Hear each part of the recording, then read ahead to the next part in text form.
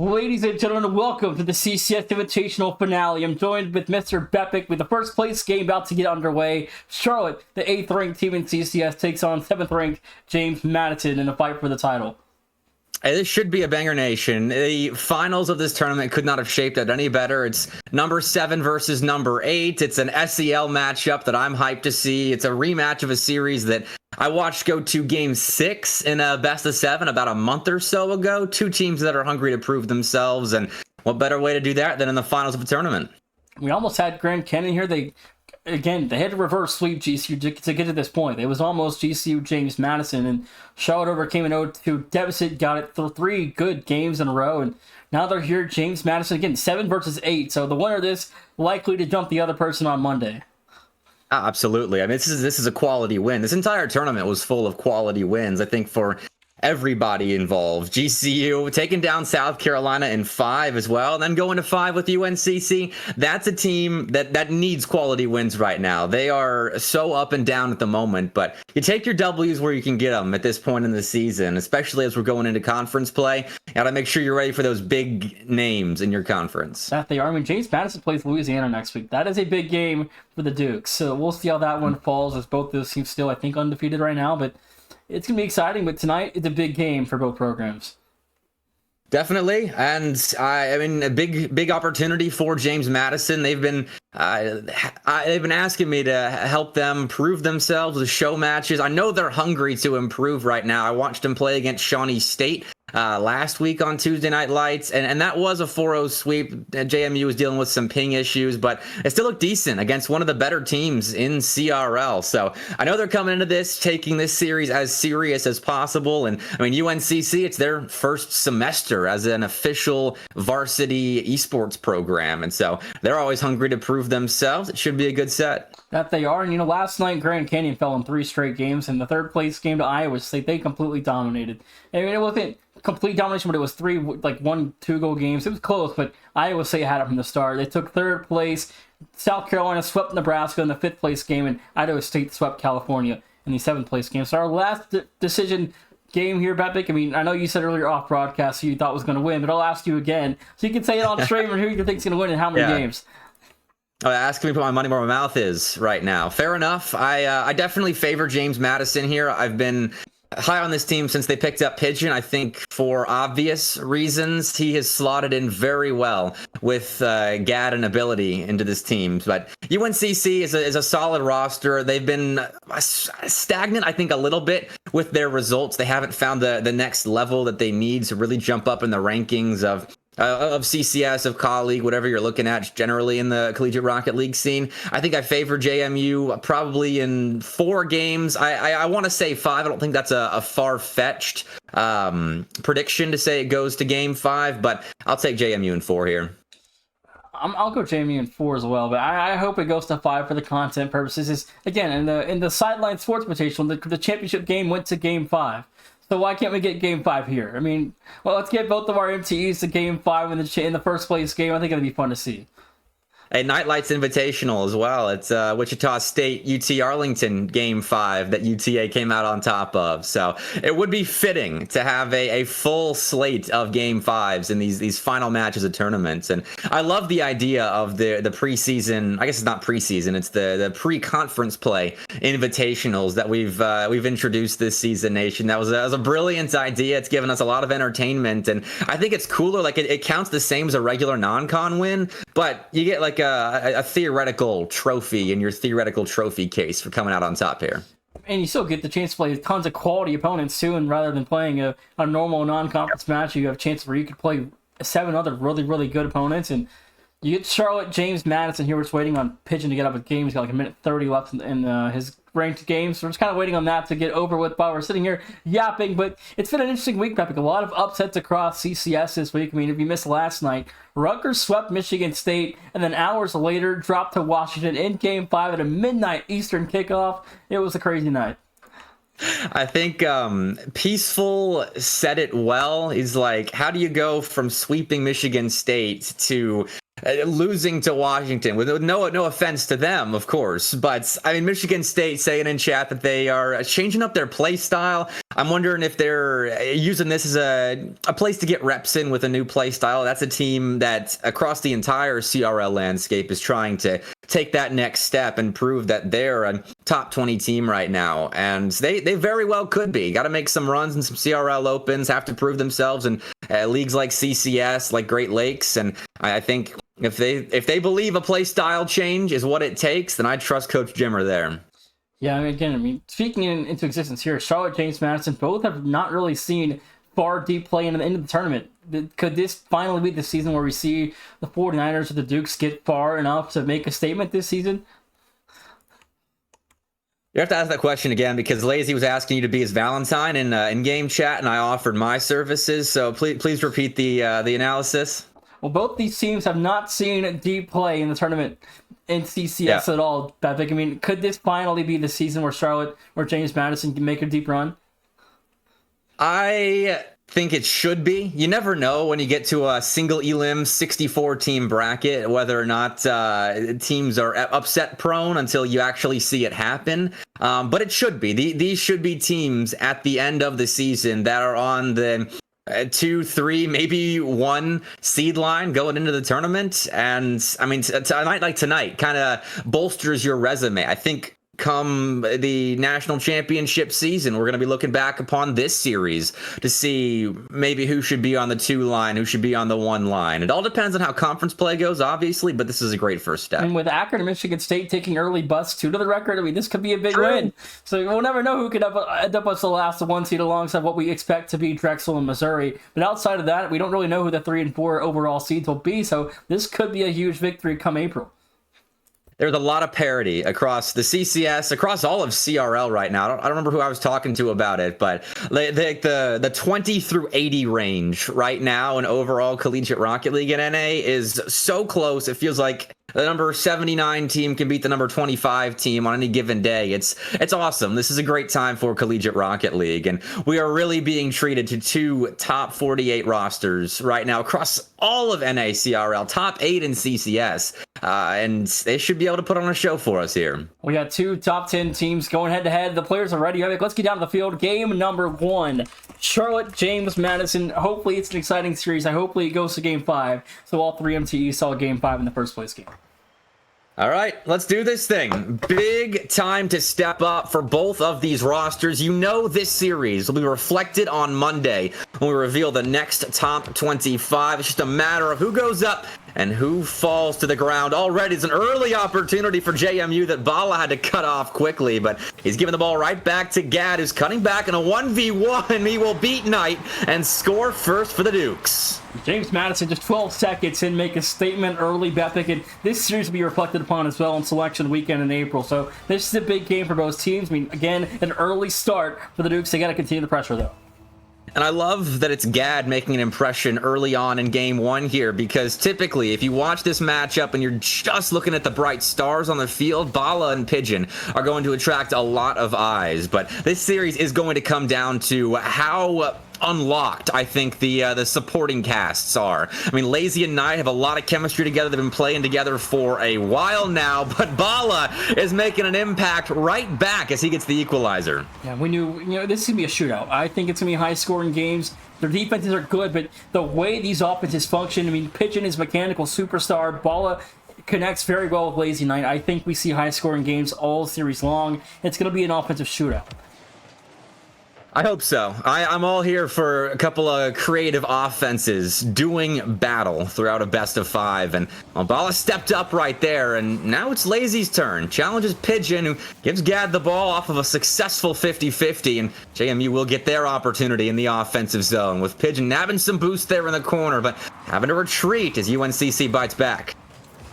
First minute off the clock, and Shark maybe a chance here for Knight. Goes high, no boost. And Pigeon is that mechanical superstar you talked about earlier, and with Bala, when you put your eyes on the star players. But again, they need good support out of the supporting cast. It really comes down to Knight and Lazy against Gad and ability. I'm with you there, and I mean, Gad and ability are as solid as they come. I'm trying to talk about JMU, but it is UNCC doing a lot of the work offensively here. But this is the guy that can change that. Pigeon bails out of a solo play, looking for a bump, and ability was underneath the play, looking to maybe get a finishing touch off, but couldn't get it to go. The boost resources are just not on the JMU offense's side at the moment. They'll have to refuel and try again. Minute 40 off the clock here currently. Ability off the wall. Nothing there, though. And again, Pepe, I mean, what are you expecting to see in this series like this? For tons of great players, this should be close. But what makes it different in a series like this?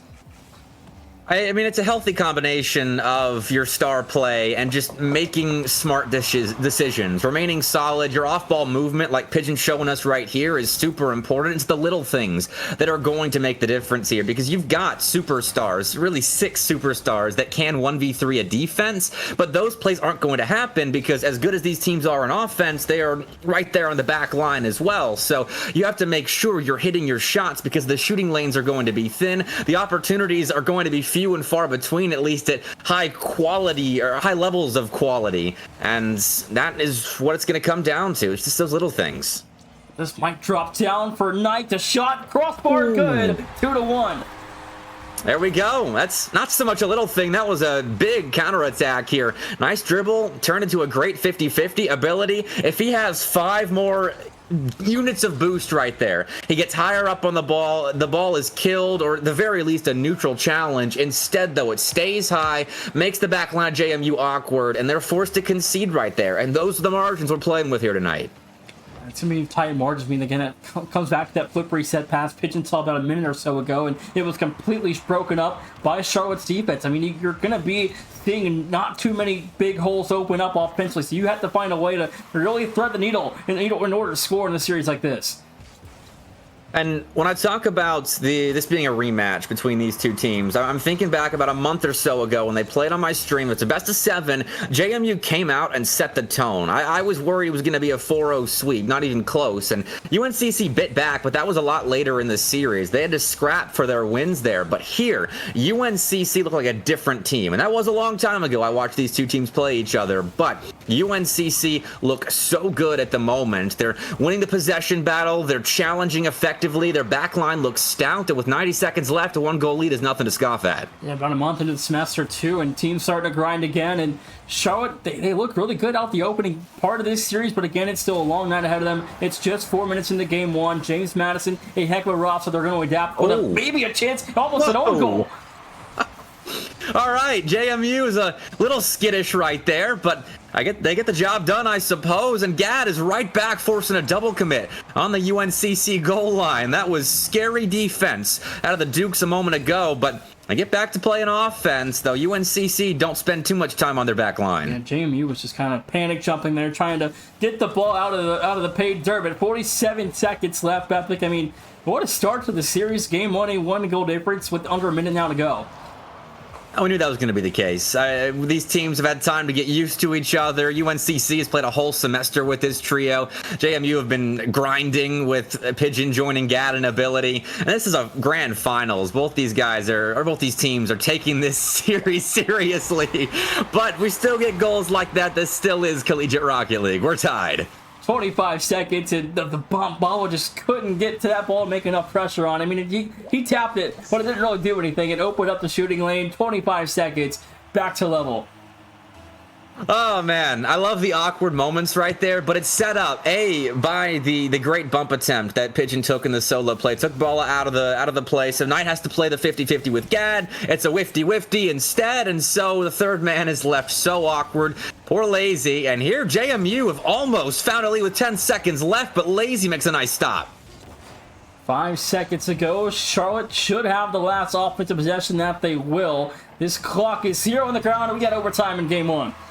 Alrighty, OT, after I was thinking maybe UNCC would sneak out of here with a Game 1 win, but it's all good. Both sides very experienced playing in clutch time like this, and there's one of your more experienced players. Gadira wins Game 1 for JMU just 10 seconds in. 9 seconds exactly on the clock, and what a shot there for Gad. Finds a 3-2 Game 1 victory, just again, right off the kickoff.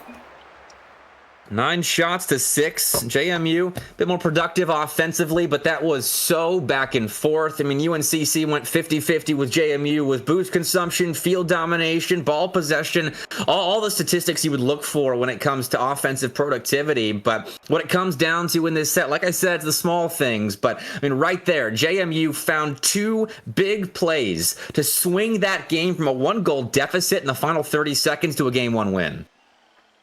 Long series still to go here, Patrick, but game 1 is really close. Charlotte felt like they had the chances, but defense couldn't hold off Pigeon and Gad down the stretch there, but still a long way to go. Game 2, new slate of 0-0. We'll see what Charlotte can do.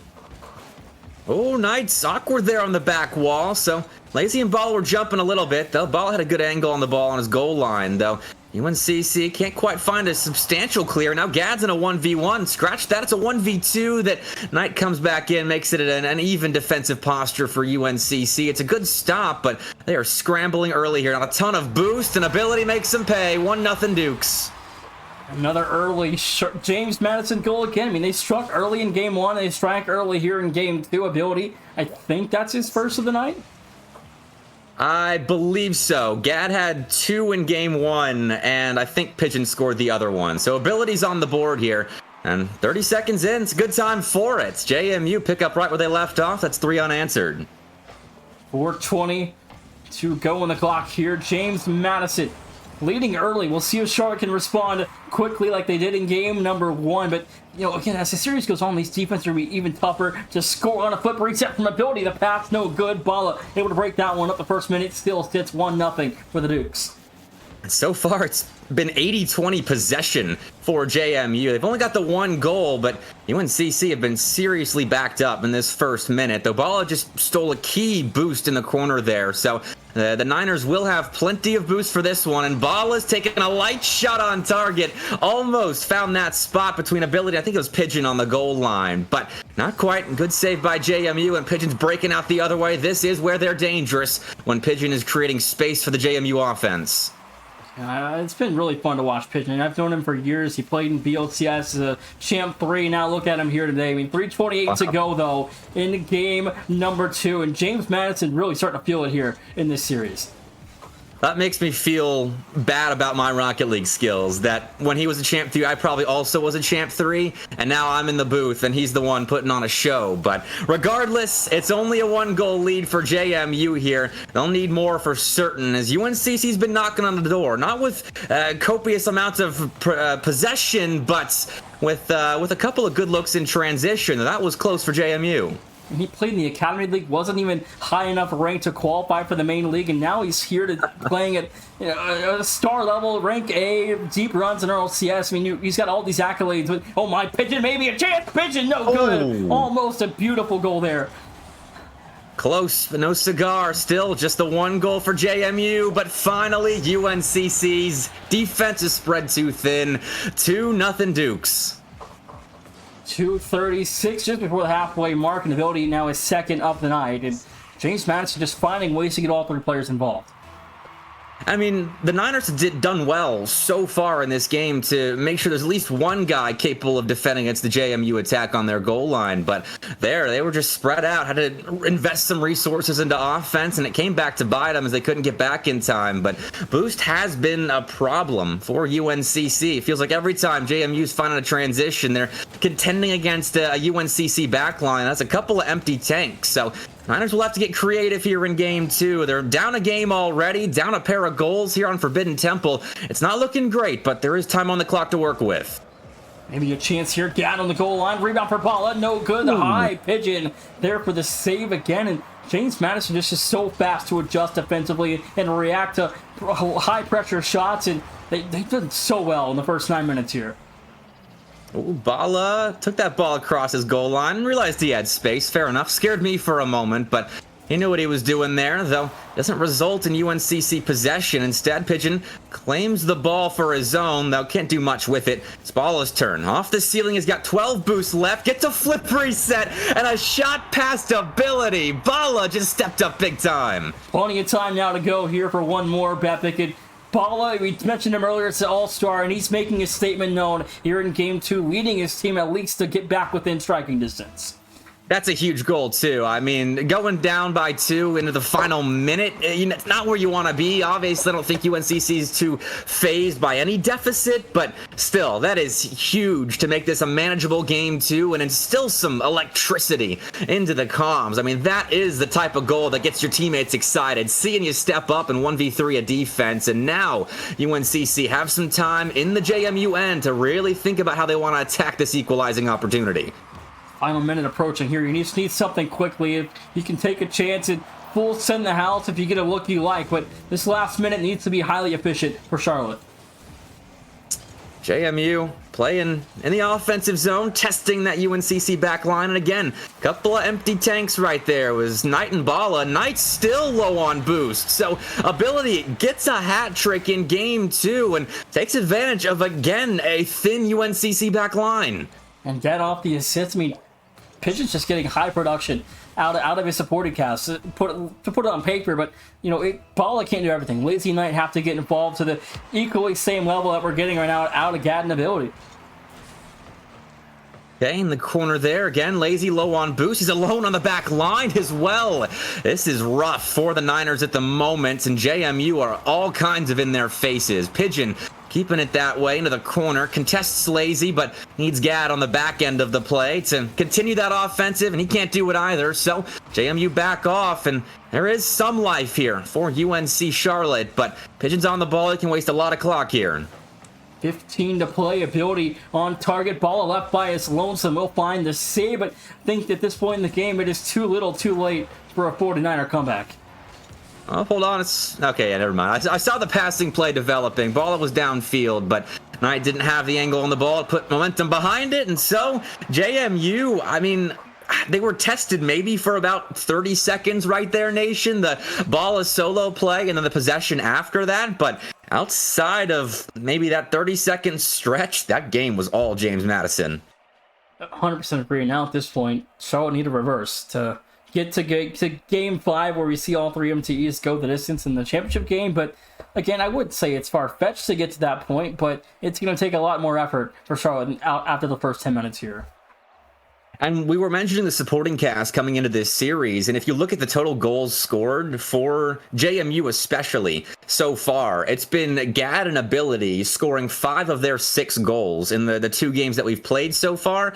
And for Charlotte, I know at least 2 of the scores are Bala. I don't remember who got the 3rd one, but that kind of tells you the tale of this set so far. JMU are at full strength, and UNCC have a little bit of weightlifting to do in game 3. And Knight had the opener in game 1 for Charlotte, but maybe something here. Flip reset for Knight, goes under, has no help. It's Gad launching way downfield. That was probably the best look they really might have had this whole series. Still, plenty of time here. And UNCC's experienced enough where I don't think going down by 2 games is going to stress them out too much, especially this early in the season, how big a game this is or not. They can find a way back. And Lazy and Knight, they can get creative here, both flexing some mechs early on in game 3, but nothing's connecting in offense. And I will have to exit here as Lazy steps up, but the 50 is won by Gadira. Pigeon extends it. It's JMU playing offense. One-on-one with Gad. He finds a save for Knight. 49er defense remains unscathed for now. This first minute has been a lot more pressure put on James Madison than we really have seen maybe since the beginning parts of game 1. That's a good sign, but they need goals. UNCC have come close, but they haven't yet scored that opener, and that's when we can really start talking about things changing, because towards the end of game 1, UNCC had possession, but you think back to who won that game and the fashion that they won it in. I don't think just possession doesn't matter right now. A center ball will do UNCC some good, but Ability's ready for it, and he refuels the midfield line, though is shut down by Bala. That's a good cutoff. Great midfield cut off as well. I mean, 3's across the clock, and it just seems like, oh my goodness, is that in? Oh my, that was almost beautiful. There's the rebound, though. Knight makes it 1-0. All right, nice try, Bala. That would have gotten me out of my seat, but that dunk does set up Knight. Good finish right there. You make the defense of your opposition awkward, and good things are bound to happen, and that is the opener for UNCC. I think it's the first goal in a game that they've found so far, as JMU, I believe. No, it was UNCC that scored the first in game 1. Regardless, it's a good goal to have when you're down by 2 games in best of 5. Yeah, that could be a really big momentum swinger for Charlotte. You get that kind of a goal, but now you get to defend here. This is threatening. They do find at least a defending touch for now, and a beautiful clear there for Bala. But the first 2 minutes, I mean, it's been much better, at least minimum, for the Charlotte team that struggled the last 5 minutes of the series in Game 2. Ooh. Good attempt, and it leads to a rebound for ability. JMU, hey, they tell UNCC here, whatever you can do, we can do better. A worldie of a couple opportunities. Results in a nice save out of Lazy, but he couldn't get back to stop the follow-up, and Knight wasn't quite set in rotation either. So good punish. JMU don't blink going down early in Game 3.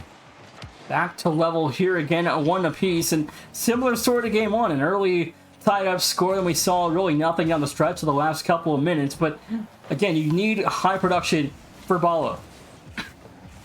You need high production for the entire roster. Bala has had high production, and he can step up and add more, but Lazy and Knight have been looking for those highly mechanical setups, but they're not quite connecting in perfect fashion. And here, well, Bala's alone in defense. Now does find Lazy out to the side. He dumps it off for Bala. This is nice. A couple of extra touches there, but Knight doesn't expect the last one, though. Lazy still allowed an opportunity to shoot at JMU's net, and Pigeon and Bala are chatting it up in the in-game chat right now, and things are getting kind of strange on the pitch. Stan going high as he's turned away by Knight there defensively in the 2-minute warning. Here in game number 3, we're still tied as Charlotte just kind of hit the ball. It really felt like they're Bepic, but these last 2 minutes need to be really, really, really good for Charlotte. Have really good chance to force the tie to get to Game 4 and heck, hopefully for them in Game 5. I think it looks like they're just hitting the ball to hit the ball because they don't usually have boost to follow up these plays. I mean, right there's a play developing, but Pigeon's too quick. He cuts it off. And, I mean, if that connects, if you're playing against a slower defense, it looks good, and you create offense off of that. But JMU are really playing quite well at the moment. This isn't a slight. It's you say UNCC is playing badly right now or just hitting the ball. They're trying to break through a JMU midfield line that's doing that. Like, what is that?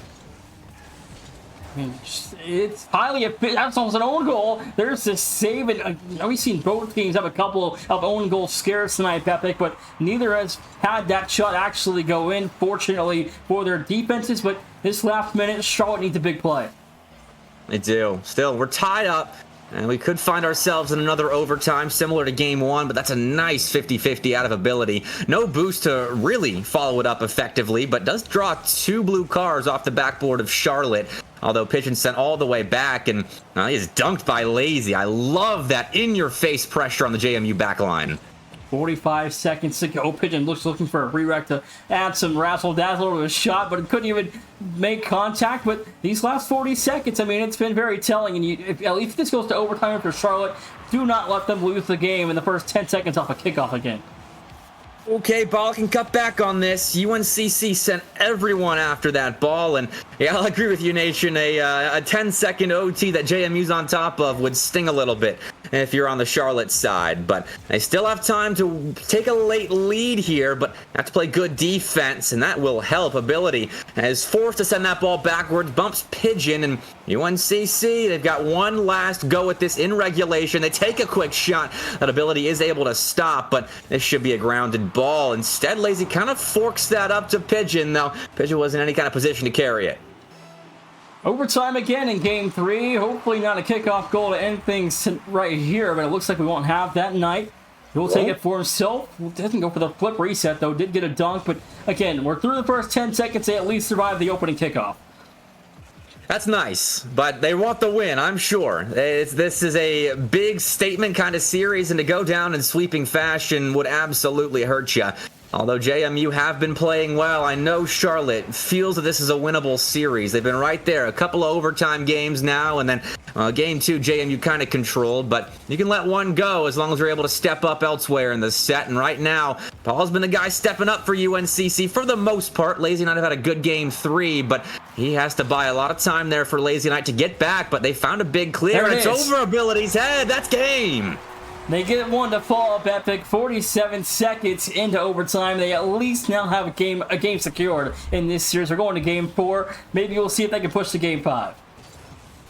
They certainly can. I mean, that started out rough for Charlotte. I mean, they were getting out possessed early on and then clawed it back slowly but surely. And look at that scoreboard. We were asking about the supporting cast. Bala didn't have any huge step-up play. In fact, it was Lazy and Knight both flexing their mechs the entire game, creating space and capitalizing on that big Bala dunk for the first goal. But there at the end, good play by Knight. His 5th shot of the game, believe it or not, to cap off that win for Charlotte. It's a big win. I mean, Knight, both goals goes 2 for 5. Team shoots 2 for 6, but Pigeon left the game. Probably a card change. We'll see what Pigeon wants. He's still in a panic. I guess a card design. I guess probably he changed up here. We'll see. Was in a stylish looking Octane, so we'll find it out as soon as the director cam pans to it. But either way, whatever he's changing, it didn't feel like Game 3 was was something that'll take hold in this series, that he wants to take hold. So wants to change that as well. And ability has just bumped Knight, I think, off of a surefire opening goal. Again, good off-ball movement. Absolutely, indeed. And these first 20 seconds, Charlotte getting really, really aggressive, which could be a sign for success here in Game 4, and really just trying to find ways to pin James Madison down, run their boost low, and take pressured shots. But now a 3-on-0 open net make market good for Gad. And there were 3 JMU purple cars that were closer to the net than I think UNCC was. I mean, Lazy's rushing back, no boost in hand. You can see Knight in the replay, 1 droplet of boost in his tank. Again, it's the boost issues for UNCC in defense coming back to bite them.